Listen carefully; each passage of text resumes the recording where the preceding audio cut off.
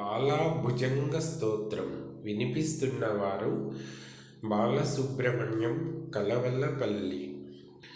జగద్యోనిరూపాం సువేశీం చ రక్తాం గుణాతీత సంజ్ఞాం మహాగుహ్యగుహ్యాం మహాసర్పభూషాం భవేశాదిపూజ్యాం మహాత్యుగ్రబాలాం భజేహం హి నిత్యాం భజేహం హి నిత్యాం. జగత్తుకు మూల కారణమైనది, చక్కని వస్త్రములు ధరించినది, ఎర్రని వర్ణములో ఉన్నది, త్రిగుణాలకు అతీతమైనది, అత్యంత రహస్యమైన వాటికన్నా రహస్యమైనది, గొప్ప సర్పాలను ఆభరణాలుగా ధరించినది, శివుడు మొదలైన దేవతల చేత పూజింపబడేది, అత్యంత ఉగ్రరూపిణి అయిన ఆ బాలాస్వరూపిణిని నేను నిత్యము భక్తితో సేవిస్తున్నాను. ఈ శ్లోకంలో అమ్మవారి పరాశక్తి స్వరూపాన్ని వర్ణించారు. ఆమె ఈ జగత్తుకు మూల కారణం, అంటే సృష్టికి ఆది. రక్తాం అనగా ఎర్రని వర్ణం. ఇది రజోగుణానికి, సృష్టికి, శక్తికి ప్రతీక. అయితే వెంటనే గుణాతీత సంజ్ఞాం అని చెప్పడం ద్వారా ఆమె సత్వ రజో తమో గుణాలకు అతీతమైనదని, నిర్గుణ పరబ్రహ్మ స్వరూపిణి అని స్పష్టం చేస్తున్నారు. మహాసర్పభూషాం అంటే సర్పాలను ఆభరణాలుగా ధరించడం. సర్పాలు కుండలిని శక్తికి, కాలానికి, పునర్జన్మకు సంకేతం. శివుడు మొదలైన దేవతలే ఆమెను పూజిస్తారు అనడం ఆమె సర్వోన్నత స్థానాన్ని సూచిస్తుంది.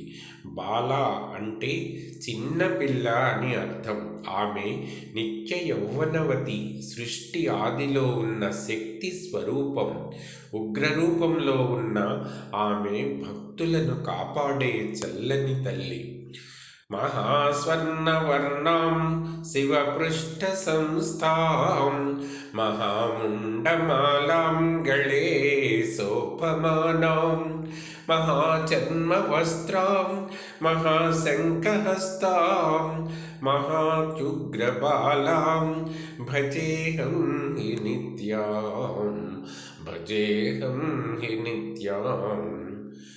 బంగారు వర్ణంలో ప్రకాశించేది, శివునిపై ఆసీనురాలైనది, మెడలో గొప్ప కపాలమాలను ధరించి శోభిల్లుతున్నది, గొప్ప చర్మాన్ని వస్త్రంగా ధరించినది, చేతిలో మహాశంఖమును పట్టుకున్నది, అత్యంత ఉగ్రరూపిణి అయిన ఆ బాలా స్వరూపిణిని నేను నిత్యము భక్తితో సేవిస్తున్నాను. ఇక్కడ అమ్మవారి ఉగ్రస్వరూపాన్ని మరింత వివరిస్తున్నారు. స్వర్ణవర్ణం అంటే బంగారు కాంతి. ఇది జ్ఞానానికి, దివ్యత్వానికి చిహ్నం. శివపృష్ఠ సంస్థాం అంటే శివునిపై కూర్చుని ఉండటం. ఇది శక్తి లేకుండా శివుడు శవం వంటివాడని, శక్తియే శివునికి చైతన్యాన్ని ఇస్తుందని చెప్పే తాంత్రిక సిద్ధాంతాన్ని సూచిస్తుంది. మహాముండమాలాం కపాలమాల అహంకారాన్ని, మాయను జయించిన దానికి ప్రతీక. ఇది అక్షరమాలలోని అక్షరాలకు కూడా సంకేతం. మహాచర్మ వస్త్రాం జంతు చర్మాన్ని ధరించడం ప్రకృతిపై ఆమెకు ఉన్న అధికారాన్ని, నిర్లిప్తతను సూచిస్తుంది. మహాశంఖహస్తాం శంఖం నాదబ్రహ్మస్వరూపం, ఓంకారానికి ప్రతీక. సదా సుప్రసన్నాం భృతా సూక్ష్మసూక్ష్మాం వరాభీతిహస్తాం ధృతావక్షపుస్తాం మహాకిన్నరేసీం భగాకార విద్యాం మహాత్యుగ్రబాలాం భజేహం హి నిత్యాం భజేహం హి నిత్యాం. ఎల్లప్పుడూ మిక్కిలి ప్రసన్నంగా ఉండేది. సూక్ష్మాతి సూక్ష్మమైన రూపమును ధరించినది. వరద అభయ ముద్రలను చేతులతో చూపేది. జపమాలను పుస్తకమును ధరించినది. గొప్ప కిన్నరులకు అధిపతి. భగస్వరూపమైన విద్యారూపిణి. అత్యంత ఉగ్రరూపిణి అయిన ఆ బాలాస్వరూపిణిని నేను నిత్యము భక్తితో సేవిస్తున్నాను. ఆమె ఉగ్రరూపిణి అయిన భక్తుల పట్ల ఎల్లప్పుడూ ప్రసన్నంగా ఉంటుందని ఈ శ్లోకం చెప్తోంది. సూక్ష్మాతి సూక్ష్మంగా ఉండటం అంటే ఆమెను సాధారణ ఇంద్రియాలతో గ్రహించలేమని, ఆమె చైతన్య రూపంలో అంతటా వ్యాపించి ఉందని అర్థం. వరద అభయహస్తాలు భక్తులకు కోరికలు తీర్చి భయాన్ని పోగొడతాయని సూచిస్తాయి. అక్షమాల పుస్తకం ఆమె జ్ఞానస్వరూపిణి అని, సరస్వతీ తత్వాన్ని కూడా కలిగి ఉందని తెలుపుతుంది. భగాకార విద్యాం అనేది శ్రీ విద్యలోని ఒక రహస్యమైన అంశాన్ని సూచిస్తుంది. ఆమె దివ్యమైన జ్ఞానస్వరూపిణి అని అర్థం. తినిం తీకినీనాం రవాం కింకిణీనాం హహా మహాలాపశబ్దాం మహాలాపశబ్దాం తథైతై మహానుత్యం మహాజుగ్రబాలాం భజేహం హి నిత్యాం. తిని తీకిని వంటి కింకిణుల శబ్దాలు చేసేది. హహా అంటూ గొప్ప అట్టహాసం చేసేది. తథైతై అనే లయకు అనుగుణంగా గొప్ప నాట్యం చేసేది. అత్యంత ఉగ్రరూపిణి అయిన ఆ బాలాస్వరూపిణిని నేను నిత్యము భక్తితో సేవిస్తున్నాను. ఈ శ్లోకం అమ్మవారి చైతన్యవంతమైన లయబద్ధమైన స్వరూపాన్ని వర్ణిస్తున్నది. ఆమె నడకలో, నాట్యంలో వచ్చే గజ్జెల శబ్దాలు, ఆమె అట్టహాసం విశ్వంలో చలనాన్ని, శక్తి ప్రసారాన్ని సూచిస్తాయి. ఆమె చేసే నాట్యం శివుని తాండవంలాగా సృష్టి స్థితి లయ కారకమైనది. ఈ శబ్దాలు, నాట్యం బీజాక్షరాలలాగా శక్తివంతమైనవి. ఆమె కేవలం నిశ్చలమైన దేవత కాదు, నిరంతరం కదిలే, నాట్యమాడే విశ్వశక్తి. ననానారిరీరి మహాగీస శంభూ హుహు ఊపసో రక్తపానాం ధిమింధిం మృదంగస్య శబ్దాం మహాచుగ్రబాలాం భజేహం హి నిత్యాం. ననానారిరీరి వంటి గొప్ప గీతాలతో కూడినది. ఊహూ వంటి శబ్దాలు చేస్తూ రక్తాన్ని త్రాగేది. ధిమింధిం అనే మృదంగ శబ్దాలతో కూడినది. అత్యంత ఉగ్రరూపిణి అయిన ఆ బాలాస్వరూపిణిని నేను నిత్యము భక్తితో సేవిస్తున్నాను. ఇక్కడ అమ్మవారి రౌద్ర రూపం, సంహార క్రియ వర్ణించబడింది. ఆమె చేసే నాట్యానికి, గీతానికి, మృదంగ నాదానికి మధ్య ఆమె రక్తపానం చేస్తుంది. ఇది రాక్షసుల రక్తాన్ని తాగడాన్ని సూచిస్తుంది. తాత్వికంగా భక్తులలోని కామ, క్రోధ, లోభ, మోహ, మద, మాత్సర్యాలు అనే అరిషడ్వర్గాలను, చెడు గుణాలను ఆమె సంహరించి ఆ రక్తాన్ని స్వీకరిస్తుందని అర్థం. అంటే ఆమె భక్తులను అంతర్గతంగా శుద్ధి చేస్తుంది అని. మహాచక్ర సంస్థాం త్రిమాత్రా స్వరూపాం శివార్ధాంగభూతం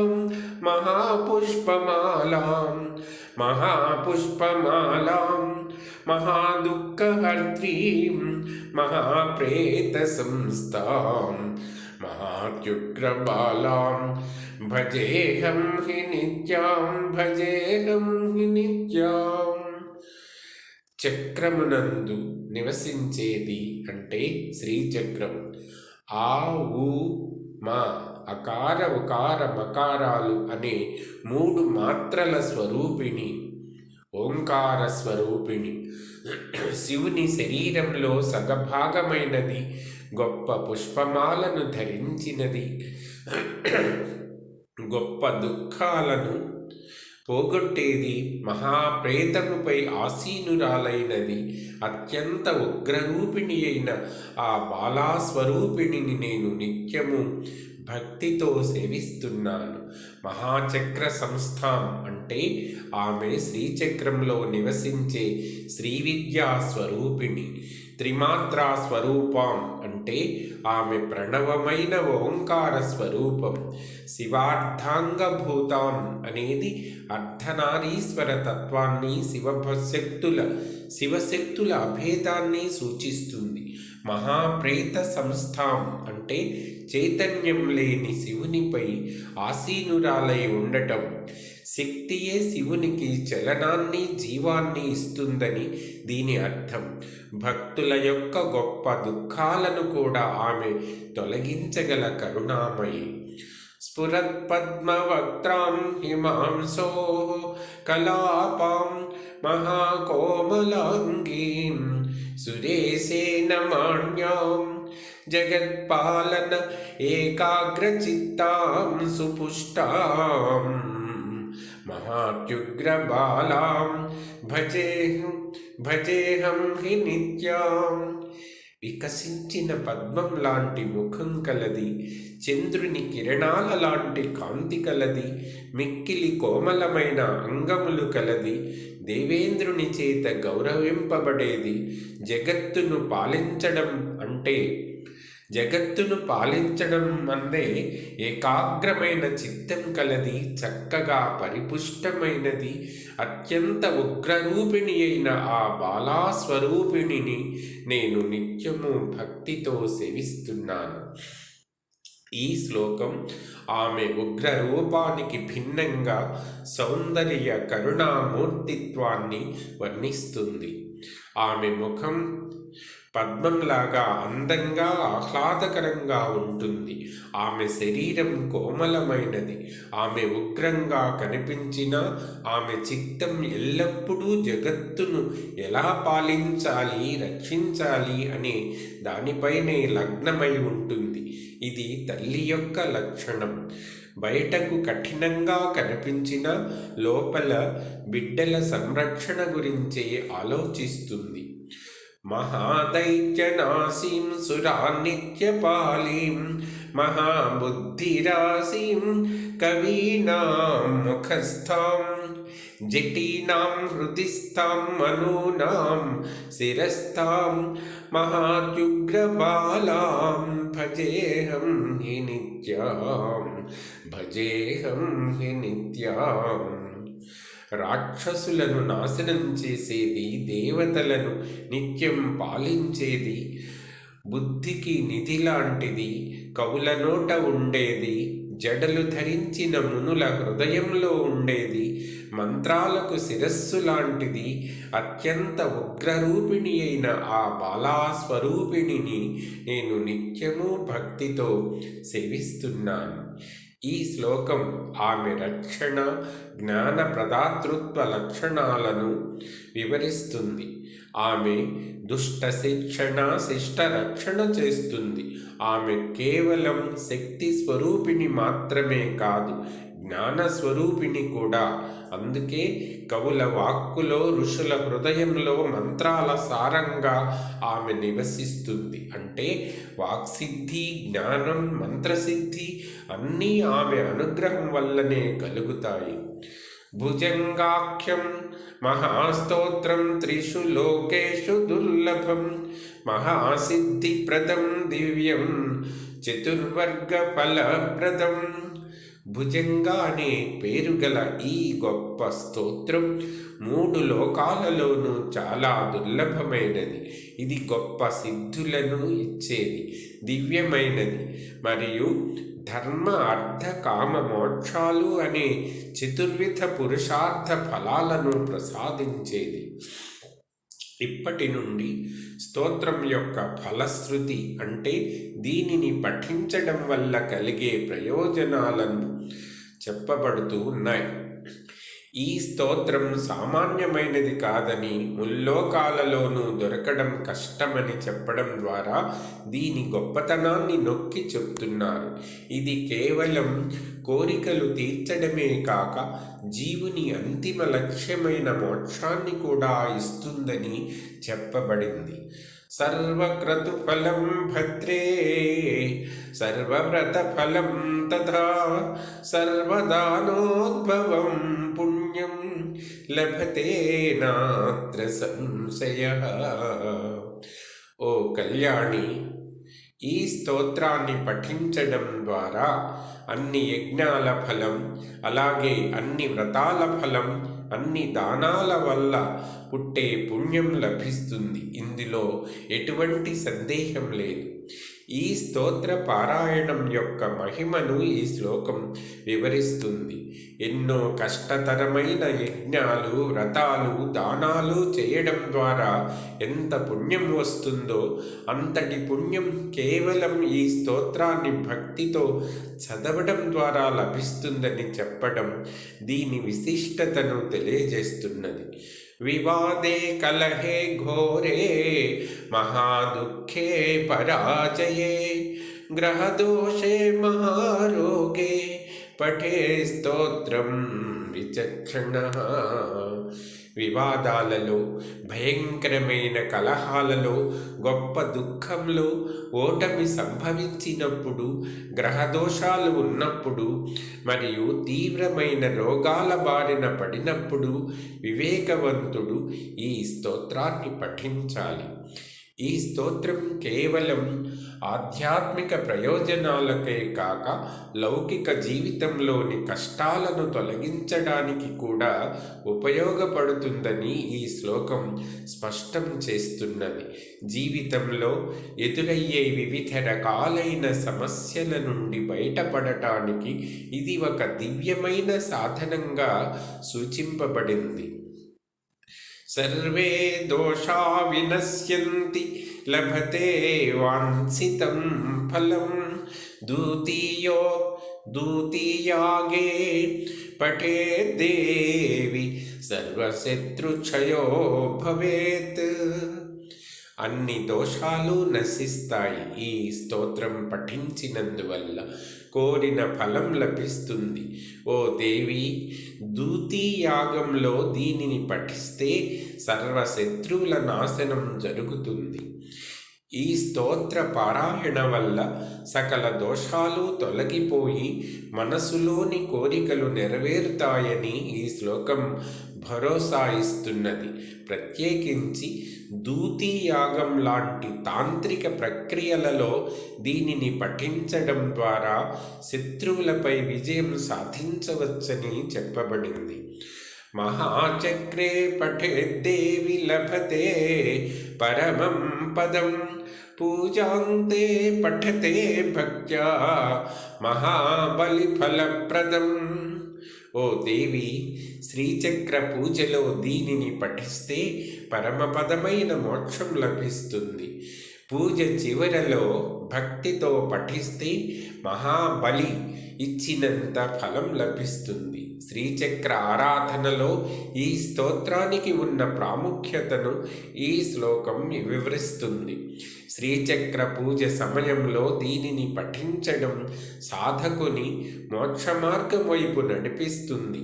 సాధారణ పూజల తర్వాత పఠించినా కూడా అది ఒక గొప్ప యాగం లేదా బలి ఇచ్చినంత పుణ్యఫలాన్ని ఇస్తుంది.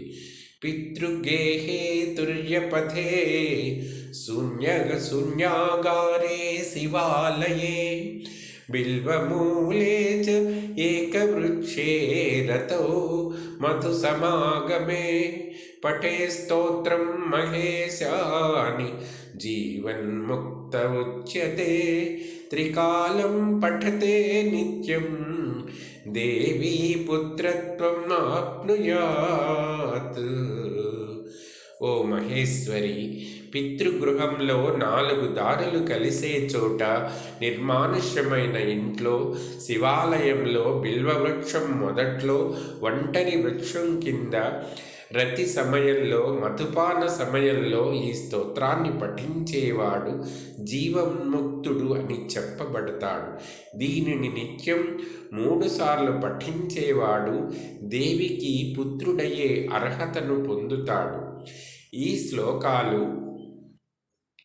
ఈ స్తోత్ర పఠనానికి నియమిత స్థల కాలాల అవసరం లేదని, ఏకాగ్రతతో ఎక్కడ ఎప్పుడు పఠించినా దాని ఫలం దక్కుతుందని సూచిస్తున్నాయి. అంతటి శక్తివంతమైన ఈ స్తోత్రాన్ని పఠించేవాడు జీవించి ఉండగానే ముక్తిని పొందుతాడని, నిత్యం పఠించేవాడు సాక్షాత్తు అమ్మవారికి పుత్రునితో సమానుడై ఆమె పూర్తి అనుగ్రహానికి, రక్షణకు పాత్రుడు అవుతాడని చెప్పబడింది. ధన్యవాదములు.